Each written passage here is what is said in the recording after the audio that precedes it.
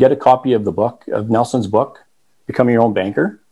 It's going to really help to kind of open your mind and help you kind of change your thinking, because that's really important. Because most people, when they hear insurance is involved, they put up a wall right away.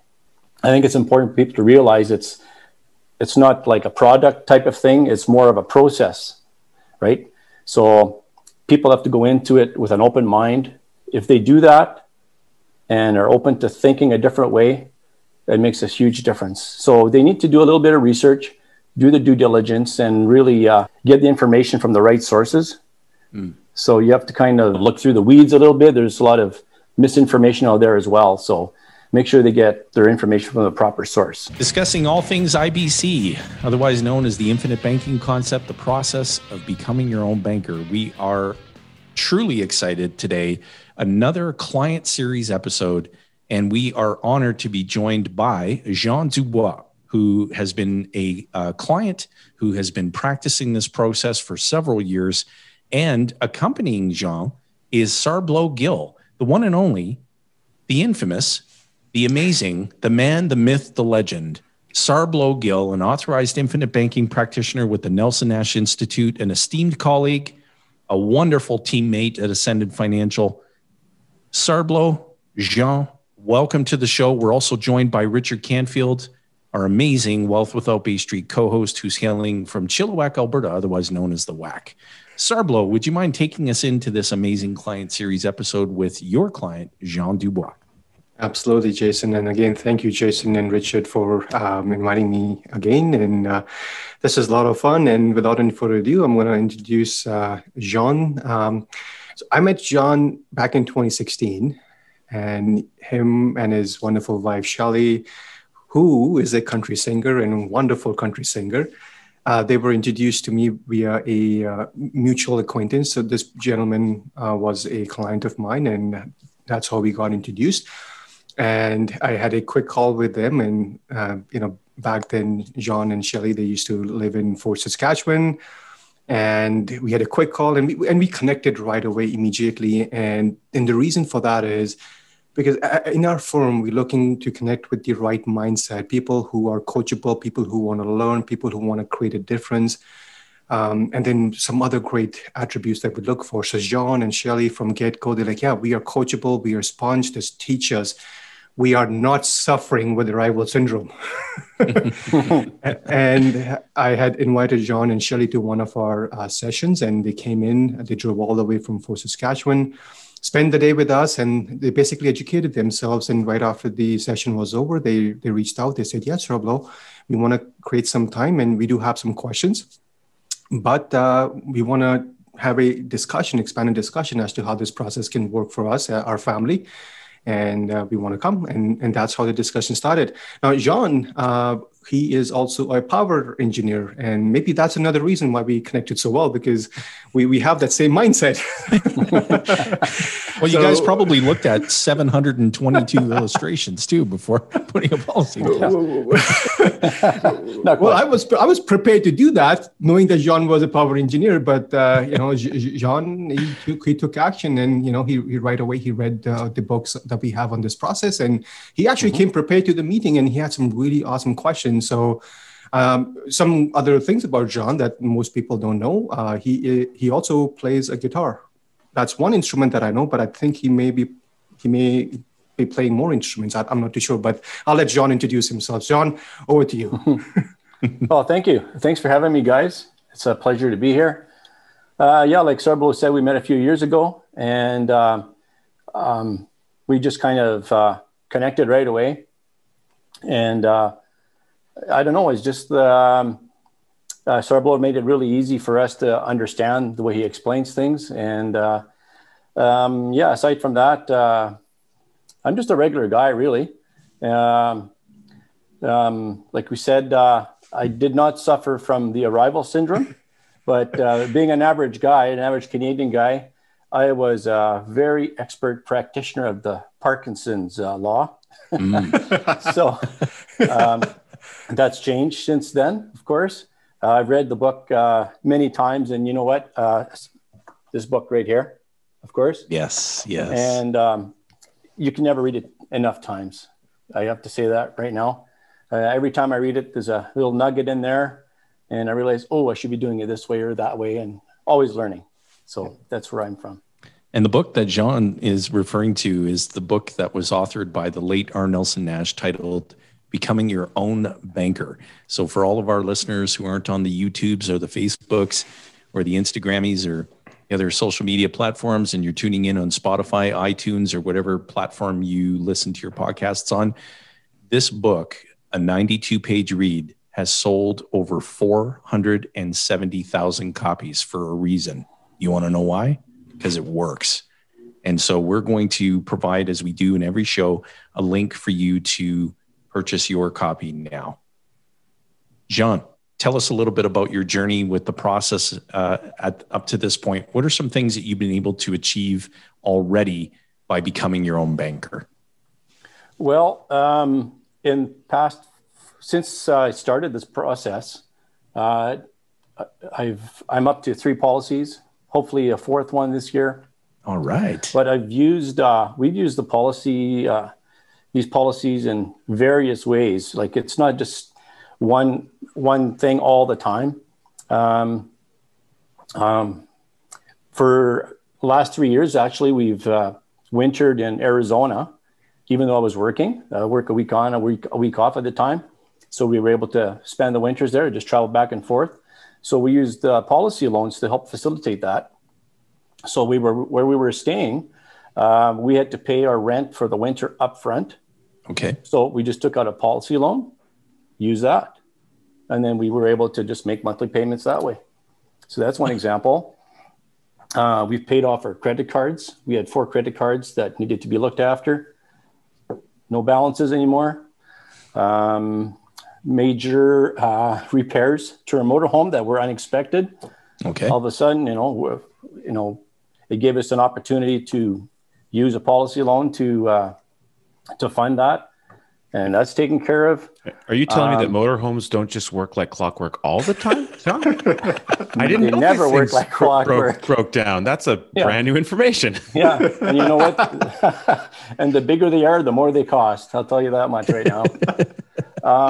We moved into a condo in Edmonton last year because we decided to. We're going to take a break from the full-timing in the RV. So we were in a condo in Edmonton. And when we sold our house in Fort Saskatchewan 3 years ago now, we basically sold everything. So we needed to buy some new furniture. So we had to furnish the place. So there again, policy loan, able to, instead of using cash, or instead of using a third-party lender, use the policy loan. It funded all of our purchases. So that was super, super handy. And the most recent thing was we paid off our car. So that's gone. We took that away from the bank. Yeah. Yeah. And actually, another thing that people may not even think about, it's not necessarily purchases.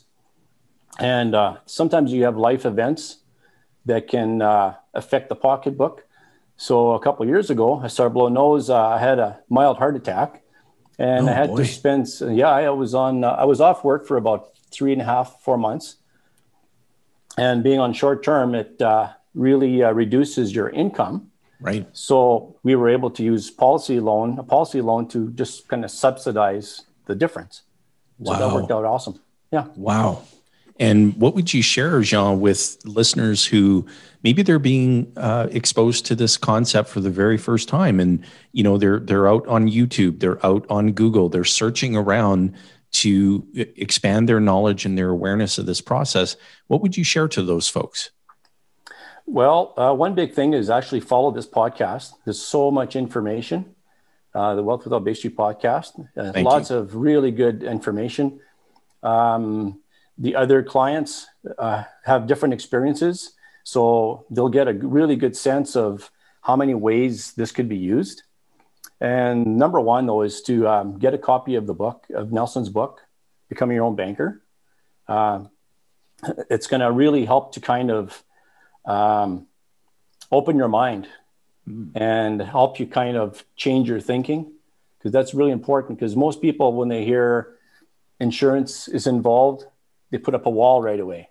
And I think it's important for people to realize it's not like a product type of thing. It's more of a process, right?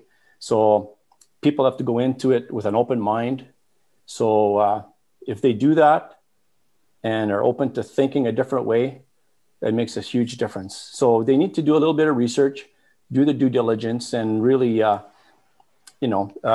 get the information from the right sources. So you have to kind of look through the weeds a little bit. There's a lot of misinformation out there as well. So make sure they get their information from the proper source. And I would wager that you would recommend that Sarblo be that proper source. Absolutely. Without a doubt.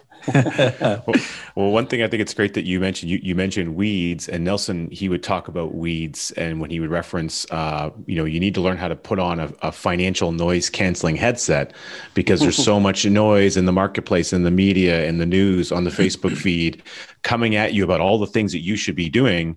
Sometimes it's hard. We get bombarded to really be able to recognize what's going on there. So Nelson said, you need to train your brain how to be able to cancel out some of those things that are just noise. And the other thing he would talk about when it comes to seeds, he would often say this to folks like, I know Jayson Sarblo, you probably mentioned this to you, is what he was really looking to do was to find high quality seeds, individuals with an open mind, planted in fertile soil, and then tend to it. But he would always say, but Richard, you got to watch out for weeds. Every time you plant a garden, you're going to have something, the thing you planted grow, but you're also going to grow weeds. And if you can't recognize what the weeds are, you might pluck out the thing that you're actually planted in the first place. That's basically what his takeaway was. So I'm really glad that you mentioned that, because that's a nice key takeaway. It's a great analogy for people to recognize who else is speaking and talking at you in your financial life, and where are you getting your advice from? Because advice is just advice, but it's your world, it's your life. You have to run your life, and you have to be able to assess that information to be able to make momentum, get moving forward in your life. Exactly. Yeah. Yeah. Very good point, Richard. Very good point.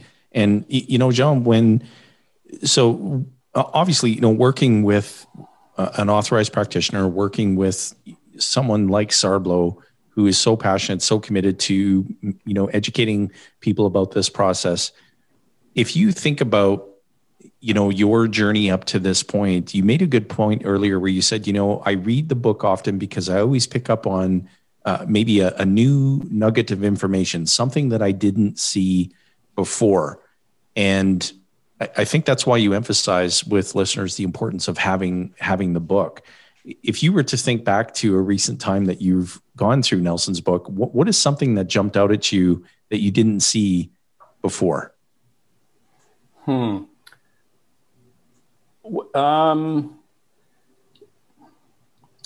There's so many. I got little tabs on there, as you can see. I kind of tab things and I highlight things. Those look very organized, by the way, color coded on each side and perfectly in alignment. Yeah. Well, what would you say? What would you say is a message from Nelson's book that really inspires you? About the one that inspires me the most is about thinking about the way you think. Like, be open to thinking differently. That's, to me, that's always grabbed me. Interesting. Yeah. Sarblo and I were just having a conversation about that before the episode regarding a new book that'll be coming out soon titled "Think Differently About Your Money." Ooh, I like that. Cool.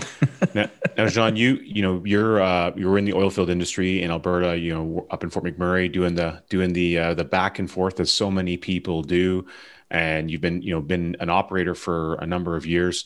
You're exposed to when you go to that environment, as someone who used to work and live in that environment myself, you're inside of almost like a little bubble, like a little box with all the people that are there, and they're wonderful, great people, wonderful people to work with, but people are always getting around the water cooler. They got a lot of time on their hands. They start talking about things. Every once in a while, conversations about finances come up, in the control room or the job trailer, et cetera.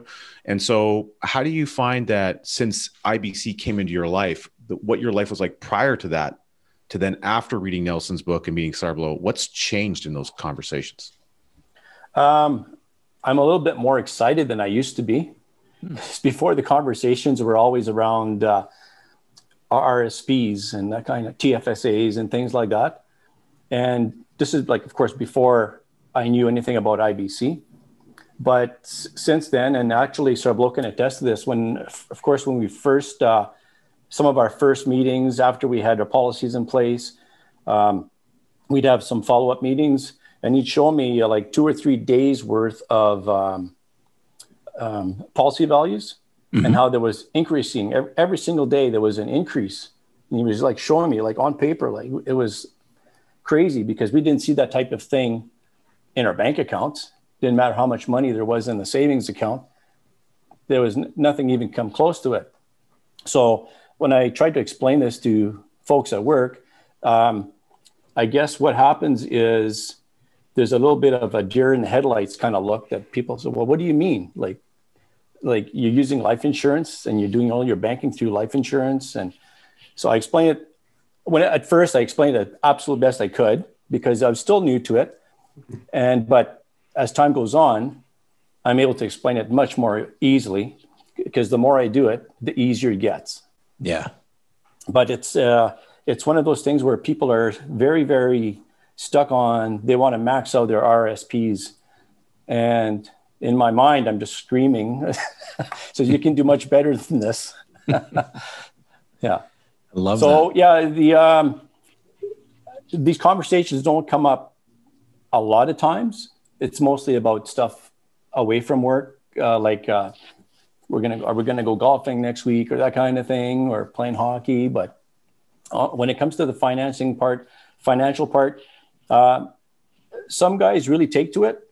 I have actually referred a couple of guys to Sir Lowe, and I'm not sure how that's worked out. It's none of my business, but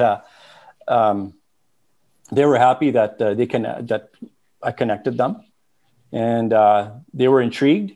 Whether they followed up with it or not, I'm not sure, but it excites me all the time to talk to them about that. So, yeah.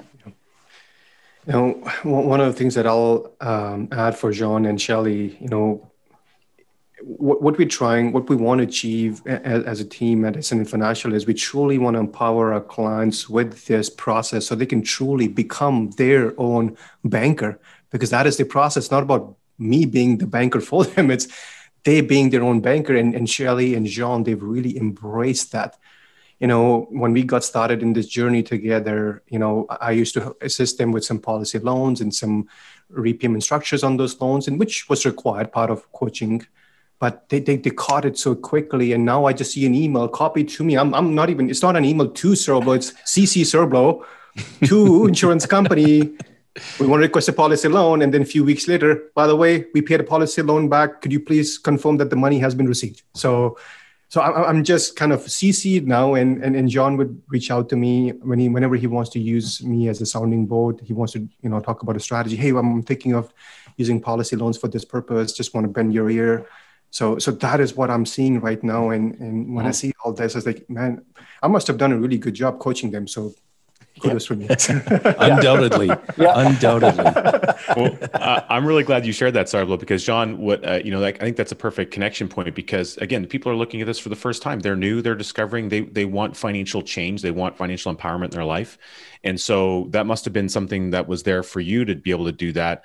And I'm curious, what's the contrast? There was a period of time before you met Sir Lowe where you were doing things, you've been running a financial life, and you didn't, it sounds like you didn't have that same kind of coaching experience or level. So how's that shift changed for you and your wife?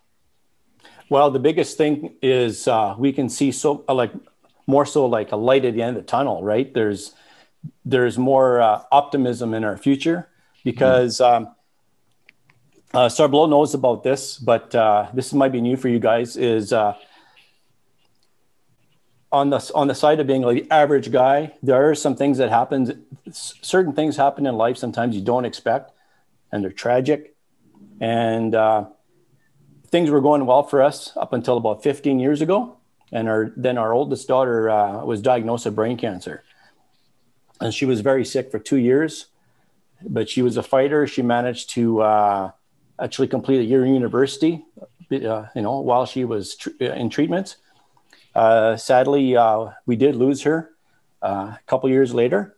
But in the meantime, because the situation, it was inoperable, and it basically, we had to do everything. We did everything in our power to basically keep her alive, right? So that completely drained 3 of my pensions, all my RSPs, any savings we had, and maxed out our credit cards. Even though we had friends that helped out. So that kind of set us back, obviously, back to kind of square one.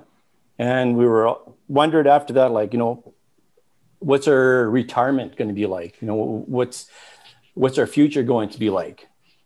Well, fortunately, I did get a very good job that paid well. So that kind of helped. And then, but it still wasn't enough, because everything that was available to us at the time was RSPs, right? That type of thing. And if you need to borrow from that, it's, you withdraw, you got to pay taxes, that kind of thing. You never have access to the full amount. You're not in control. But once we learned about IBC, and we learned, like, whoa, we get the control. We get to say when we can take the policy out, when we can pay it back. Like, it was very eye-opening for us, and it really excited us for the future. And that's, this is kind of how it's affected us, really, because now we have a plan for the future, and we're excited about it. We know it's going to just keep getting better and better.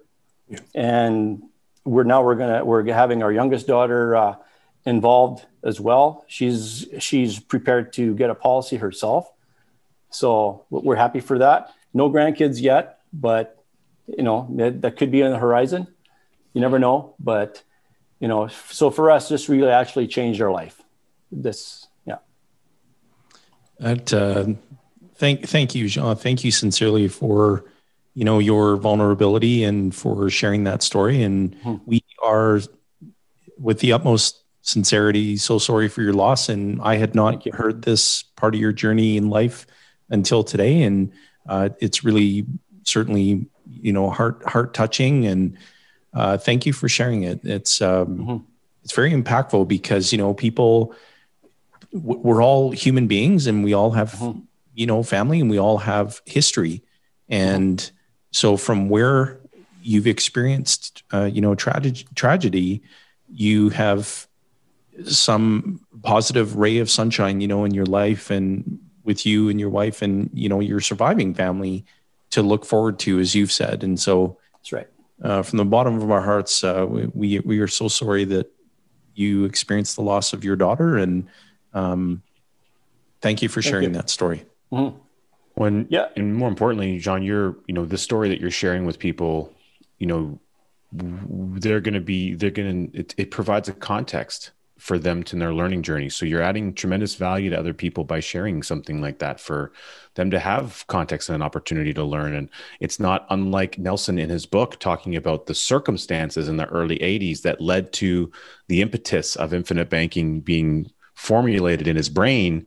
And similarly, a granddaughter of his, experiencing basically at birth, pretty much a terminal cancer diagnosis. And so, we really appreciate you sharing that, because I'm sure every listener that's on our podcast has been impacted in some way by cancer. So thank you for sharing. Absolutely.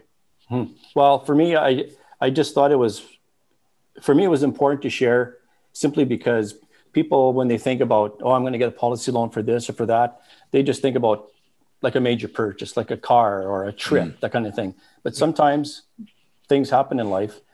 And this is a perfect, if we'd have been practicing IBC back then, it would have made a huge difference.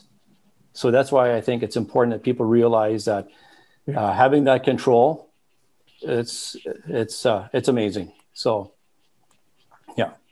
So, such an impactful story, very powerful. And now, Sarpel and I were chatting a little bit about, you prior to today's episode, and we reminisced on, so you actually also had occasion to attend the annual Infinite Banking Think Tank Conference that, prior to COVID, several hundred infinite banking practitioners would congregate once a year, normally the week after Super Bowl, and get together in Birmingham, where, of course, Nelson lived right up until he graduated. And you had an opportunity to be surrounded by this large group of practitioners. And describe to our listeners what that experience was like for you attending that event. Oh, sure. And I want to thank Lowe for the invite. It was actually, it was quite an honor to be there. And I didn't know what to expect. But what really captivated me was not only the content that was delivered and the speakers that, had very important information to share. But what I found was the sense of family, of community. It seemed like everybody knew everybody. Everybody was shaking hands or hugging. And it was like a family reunion almost. That's the kind of the sense I got out of it. And the other thing was, even though I was there as a client, as a guest, I was welcomed as if I was one of the group.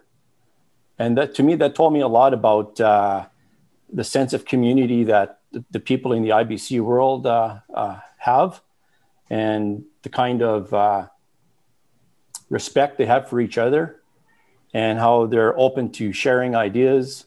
And it's not like, oh, I don't want to share this because he's my competitor, that kind of thing. I never got that sense at all. It was like everybody was just openly sharing their ideas, their experiences. I thought it was a really great experience. I was actually, I don't want to say surprised by it because I didn't know what to expect to begin with, but it was refreshing to see something like that, I have to say. Well, and it speaks to the culture that we're working on establishing here in our client community with the introduction of our quarterly group client coaching sessions, where we want to create that same sense of community where existing clients like yourself who have so much great to share don't feel like they're a lone ranger, that you can actually be surrounded by like-minded people who are implementing this process and who have great stories to share about how they've gone about doing that. And so we are so excited this year in 2021 to be introducing that and to bring, because I agree with everything you said, that the relationships that have been formed over the years by being a part of the practitioner community have just been incalculable in terms of the impact that those relationships have, not only among each other, but the ripple effect is immeasurable. And so it was awesome having you there. We all had a great time, and that was good. Thank you for sharing that experience. No problem. Sorry, Lowe. I'm really glad you shared that, by the way, John, because bringing up Nelson's book again, we are all here on this call brought together essentially by 92 pages. Yeah, written by one man. And that whole event that you experienced, that what you're sharing with the listeners, was all something that stemmed. Sure, people were involved in it, but it all was generated from an idea that came out of Nelson's brain. And then he put it into print, and he went on a mission to help share with the world. And so Jayson and I were having another conversation with some of our colleagues earlier today about that very same thing, how the book itself on its own can really tremendously help a person, an individual, and a family, and a business owner. But then once you get involved in recognizing that there's a number of other people out there doing it, you're no longer a lone ranger. There's practitioners, there's individuals, there's clients that are doing this in their own life. Then you're now part of something much bigger than yourself as well. So there's a connection to a much wider community that's created just by the virtue of embracing this in your life. So I really appreciate you for recognizing that and sharing that for our listeners today. Thank you. Love it. Yeah, I would just add that, we all start where we want to get started. And, as John was sharing, when they met with me and they wanted to get started, they started where they want to get started. And now they're just expanding the program. And to speak to what Nelson says, this is not about a policy, it's about system of policies, because there's no way we can get it done or implement the process of becoming a banker and truly be the banker in life with just one policy.